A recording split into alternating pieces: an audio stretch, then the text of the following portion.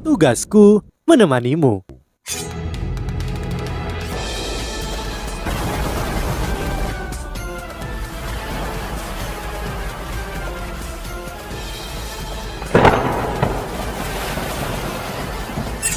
Hai sahabat Pasuk, kembali lagi bersama alur cerita versi novel Solen 2 Sekte Tang yang tak tertandingi.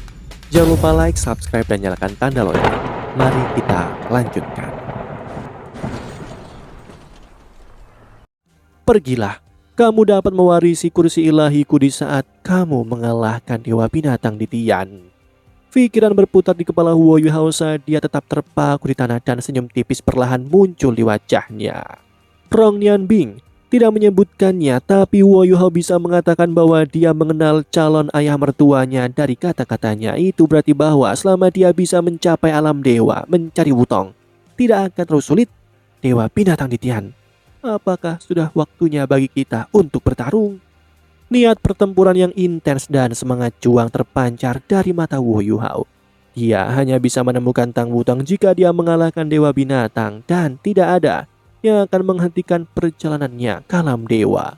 Huo Yuhao berbalik dan berlutut di depan makam ibunya sekali lagi. Ibu, aku akan menemukan menantu perempuanmu. Aku akan membawanya untuk menemuimu begitu aku menemukannya. Huo Yuhao bersujud beberapa kali sebelum dia bangkit dan terbang menuju kota Starlo. Roh perayaan meresap ke kota.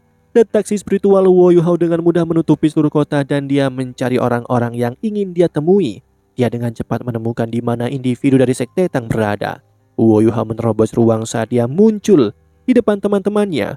Huo Yuhao akan pergi dan dia harus mengucapkan selamat tinggal kepada teman-temannya dan kepada penatua Asuan. Kamu akan pergi? Bebe menatap Huo Yuhao dan matanya dipenuhi dengan kerinduan serta kerinduan yang mendalam. Mereka tidak bertemu satu sama lain selama 3 tahun dan Huo Yuhao akhirnya kembali. Namun dia akan pergi sekali lagi. Huo Yuhao tersenyum lembut di wajahnya saat dia menatap Bebe. Jangan khawatir kakak tertua, kami akan kembali ketika aku menemukan Wutong. Aku ingin melakukan pernikahan di Sekte Tang di dalam kota Strik. Kebahagiaan kami tidak bisa lengkap tanpa restu kalian. Bebe, Hecha itu dan Susansi tertawa terbahak-bahak saat mereka mendengar kata-katanya. Lalu tunggu apa lagi, cepat dan bawa dia kembali. Kalau tidak, jangan kembali. Jiang Nanan menimpali ketika dia tertawa. Ya, tentu saja. Huo Yuhao meninggalkan kota Starlo sekali lagi saat dia mengucapkan selamat tinggal kepada teman-temannya. Huo Yuhao tidak segera pergi saat dia naik ke langit dan dia berbalik dan menatap ke arah Kekaisaran Ryu.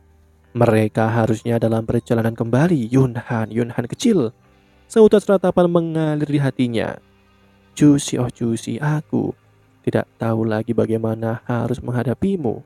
Mungkin nasib dan takdir telah mempermainkan kita. Kamu benar, aku tidak layak menjadi ayah Yunhan. Dia milikmu, dia anakmu. Huo Yuhao menggelengkan kepalanya dan dengan paksa saat dia membuang semua pikiran yang mengganggu di benaknya saat dia melonjak ke langit dan berlari menuju hutan Stardo. Puing-puing yang merupakan istana Adipati Putih di luar kota Starlo telah dibersihkan dan sebuah altar upacara didirikan. Su Jiawei mengumumkan kepada dunia bahwa dia telah menurunkan tahtanya kepada Adipati Putih Dai Hao. Su Jiawei dilantik sebagai Adipati dan ia mulai membangun tempat tinggalnya sendiri di mana mansion Adipati Putih berada sebelumnya. Dai Hao mengambil alih sebagai kaisar dan dia menjadikan Dai Luoli putra mahkota dan Dai Yuheng serta Dai Wabin juga menjadi pangeran. Dia menjadikan istri tercintanya Huo Yun yang telah meninggal sebagai permaisuri sementara dia menunjuk roh es Doulo Huo Yuhao sebagai tutor kekaisaran. Kota Shrek menghapus kuncian mereka dan Akademi Shrek mulai membuka pendaftaran siswa. Sekali lagi, Sekte Tang memperluas struktur penelitian alat jiwa mereka. Sementara Hecha itu mengambil alih sebagai master aula alat jiwa. Xuan Ziwen memasuki Akademi Shrek dan menjadi dekan departemen alat jiwa. Sementara Ma Xiaotao mengambil alih sebagai dekan departemen jiwa bela diri. Penatua Xuan memberikan posisinya sebagai master pavilion dewa laut kepada Yan Shaozai dan dia kembali ke masa-masa indahnya menikmati anggur dan paha ayam yang lezat. Dan roh es Doulo Huo Yuhao diberikan gelar sebagai guru kehormatan pavilion dewa laut. 3 bulan kemudian, tentara Kekaisaran Yu telah sepenuhnya mundur dari wilayah Kekaisaran Starlo dan mereka mengembalikan pegunungan Mingdo. 6 bulan lagi berlalu, permaisuri perang berdiri tegak menentang pendapat massa ketika Bulan Perak Doulo Kong Deming dan militer mendukungnya, sementara dia mengumumkan bahwa Kekaisaran Ryu akan diganti namanya menjadi Kekaisaran Tiando. Benua Doulo mendapatkan kembali kebuntuan antara Kekaisaran Tiando dan Kekaisaran Starlo dan 10.000 tahun yang lalu di utara dan selatan sejak saat ini dan seterusnya. Perdamaian kembali di benua ini dan kerusakan yang ditimbulkan oleh perang perlahan-lahan diperbaiki karena teknologi alat jiwa terus maju dengan cepat. Wu Yuhao menempuh ratusan kilometer dalam sekejap mata. Hanya beberapa saat yang tampaknya berlalu ketika hutan Stardo muncul di hadapannya.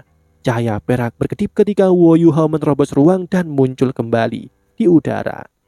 Dia tinggi di atas langit hutan Stardo pada saat ini. Langit hutan Stardo dikenal sebagai wilayah terlarang, tapi tidak ada satupun monster terbang yang berani mendekat ketika Wu Yuhao muncul. Langit cerah dan cuacanya sangat bagus. Sinar matahari yang lembut menyinari hutan Stardo dan hutan yang luas terpancar dengan energi kehidupan yang sangat tebal.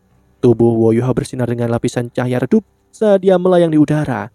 Kekuatan spiritual yang luar biasa meluas dengan tubuhnya di tengah seperti genangan air besar yang membentang di seluruh hutan Stardo.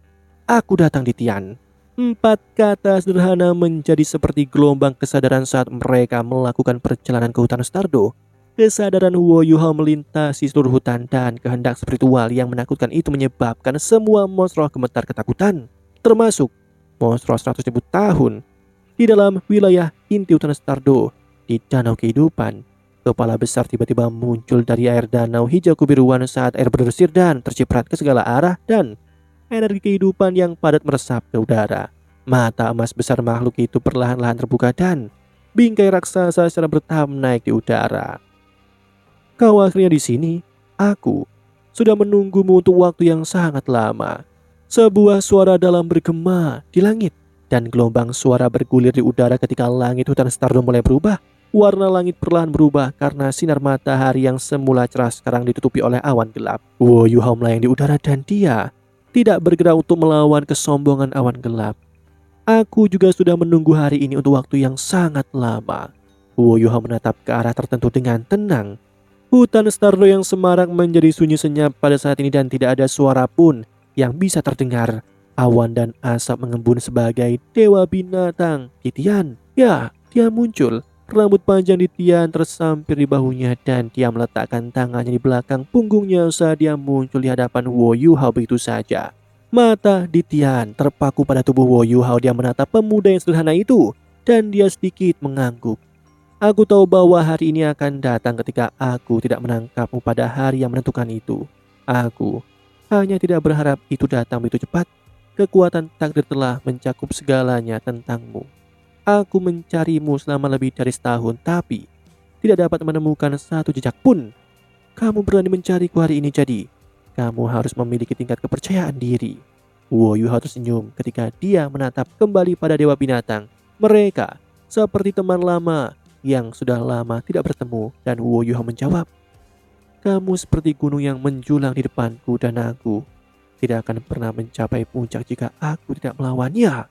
Tian tersenyum dingin dan berkata, kalau begitu kita akan melihat apakah aku akan menjaga nasib hutan Stardo di belakang atau kau akan melangkahiku untuk mencari alam dewamu. Wu Yuhao tidak terkejut bahwa Tian tahu tentang pengejarannya tentang alam dewa. Dewa binatang tidak akan dikenal seperti itu jika dia tidak bisa merasakan niat Wu Yuhao. Ayo. Tian menggeram saat dia melangkah maju. Cahaya perak berkedip dan dia menghilang di udara. Wu Yuhao tersenyum tipis dan dia juga melangkah keluar angkasa dengan satu langkah. Pertarungan antara individu di level mereka jauh lebih sederhana tapi lebih berbahaya dari yang lain. Langit yang semula cerah hampir gelap secara instan. Sinar cahaya redup menggambarkan gambar yang aneh dan indah, tapi tidak ada tekanan sama sekali. Alih-alih langit tampak menjadi sublimasi dengan cara yang diinginkan. 2 sinar cahaya perak muncul melalui awan-awan gelap ini hampir bersamaan dengan Wu Yuhao dan Tian. Muncul 10.000 meter di atas tanah pada saat bersamaan. Bahkan Feng Hao dulu pun tidak bisa mencapai ketinggian seperti ini. Udara di ketinggian ini berada pada suhu yang sangat rendah dan juga sangat tipis. Ada juga angin kencang mengepul melewati langit. Makhluk hidup normal yang muncul pada ketinggian ini akan segera dihancurkan dan langsung musnah. Namun Huo Yuhao dan Ditian tampak seperti mereka melangkah di permukaan tanah saat mereka muncul dan sepertinya tidak ada yang berubah. Selain itu, jarak antara mereka identik dengan kembali ketika mereka pertama kali bertemu satu sama lain di atas hutan Stardo. Ditian mengangguk ke arah Huo Yuhao. Aku belum memiliki semangat juang seperti ini yang aku rasakan hari ini begitu lama dan tidak ada yang menantangku selama bertahun-tahun. Yang benar adalah aku sangat kesepian. Huo Yuhao berkata, aku bisa merasakan kerinduanmu terhadap kehidupan. Tidak begitu kuat. Mengapa? Ditian tersenyum tipis dan menjawab, kamu tidak akan menanyakan itu padaku jika kamu sudah hidup selama beberapa ratus ribu tahun. Aku akrab dengan setiap titik debu di dalam hutan Stardo dan aku telah melihat setiap detail yang telah terjadi di dunia. Aku sudah muak dan bosan dengan tempat ini. Ini adalah tugas yang membuatku tetap di sini sehingga aku tidak bisa pergi. Kalau tidak, aku lebih suka menggunakan kehidupan masa depanku untuk mengejar hal-hal baru dan mistis. Oh, apa yang dianggap baru dan mistis bagi Dewa Binatang Ditian? Huo Yuhao bertanya sedikit ingin tahu. Ekspresi kerinduan muncul di mata Ditian. Aku ingin mengejar dunia di luar benua Dolo. Aku berkeliling dunia ketika aku masih muda dan tahukah kamu bahwa dunia kita adalah bola raksasa? Jika kamu terbang dalam satu arah, kamu pada akhirnya akan berputar kembali ke tempatmu. Ya, kamu akan kembali di tempatmu memulainya. Lautan menguasai sebagian besar dunia kita dan hanya ada beberapa bidang tanah. Benua Dolo adalah yang paling maju. Selain benua Ryu yang datang sesudahnya, tentu saja hanya benua Dolo yang tersisa dan benua Ryu tidak ada lagi. Aku lahir di benua Dolo jadi aku senang melihat hasil ini. Huo Yuhao menatapnya dengan heran. Dunia kita bulat? Ditian mengangguk dan berkata, ya, selain itu, semua bintang yang bisa kita lihat setiap malam adalah bola, termasuk matahari dan bulan. Ditian, seperti seorang intelektual yang telah mengumpulkan ilmunya lebih dari ratus ribu tahun pada saat ini. Karena itu, aku ingin melihat planet dan bintang lain. Selain dari kita, aku sudah mencoba terbang lebih tinggi tekanan dan pembatasan di udara. Berkurang setelah kamu menembus ketinggian tertentu. Tetapi ada penghalang di tempat. Kamu hanya dapat mencari dunia lain jika kamu menembus penghalang itu. Aku tidak tahu apakah aku bisa mencapainya dalam hidupku. Tetapi aku ingin mencoba. Mungkin penghalang itu adalah apa yang oleh alam dewa telah membatasi dunia kita.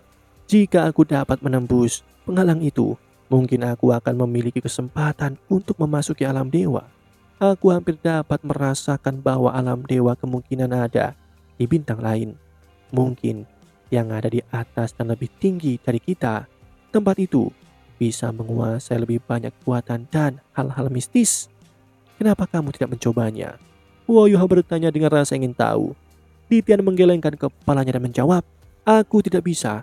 Hidup dan mati adalah hal yang menakutkan, tetapi maut bukan apa-apa bagiku. Namun aku tidak hanya hidup untuk diriku sendiri. Aku harus melindungi hutan Stardo dan aku harus melindungi garis keturunan murni terakhir naga. Karena itu aku tidak dapat mengambil resiko itu karena aku harus tetap hidup. Bahkan jika aku harus tetap hidup sendirian dan kesepian. Demikianlah kisah untuk kali ini. Sahabat Pasuk, jangan sedih, jangan bimbang, apalagi galau. Karena aku kan selalu menemanimu.